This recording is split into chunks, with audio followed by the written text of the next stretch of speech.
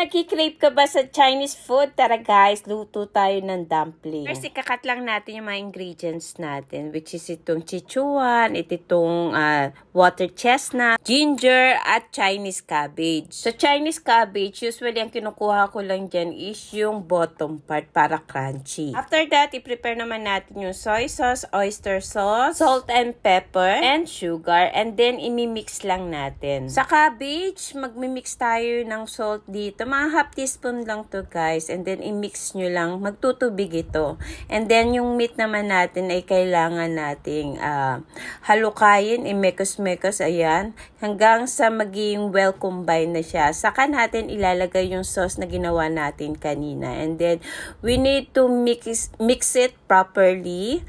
Ayan, ganyan lang yung pag-mix niyan guys. And then after mailagay yung mga sauces, and then ito namang mga vegetable ang ilalagay natin. Mas maganda kung meron kayong food processor kasi pag may food processor kayo, mas mabilis kasing makakat yung mga vegetable. Ito naman yung ating cabbage. May water yan guys, pero huwag nyo itatapon yung water, isasama nyo dyan. And then imimix nyo at i-cover nyo. Let it sit for 1 hour sa rep. Then after 1 hour, pwede nyo na siyang i-roll.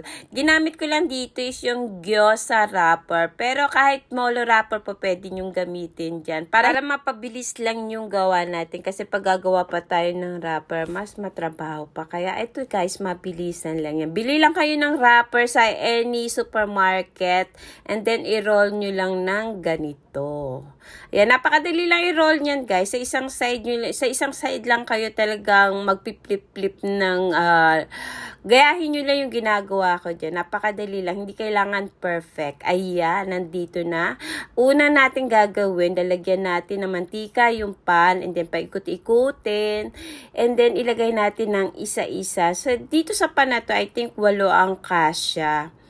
And then, tingnan nyo kung nag-brown na yung pinakailalim na itong ating dumpling. And saka nyo lalagyan ng water. I-steam nyo lang to ng mga 5 to 10 minutes. Kailangan i-cover ninyo. Then, after nyan, guys, na-steam nyo na, maglalagay na tayo ng oil. At ready na ang ating dumpling. Napakabilis, diba? Chili vinegar lang ang katapat nito, guys. At solve na inyong craving para sa inyong dumpling. I-try nyo to. Napakasarap. Sabi nga ng anak ko, para doon kami kumakain yan sa totoong Chinese restaurant. Nakuha ko nga pala yung recipe na to nung gumawa kami o nung nag-aaral ako mag-dim sum. At pwedeng-pwede nyo rin ito ipang negosyo. Ayan guys, follow for more!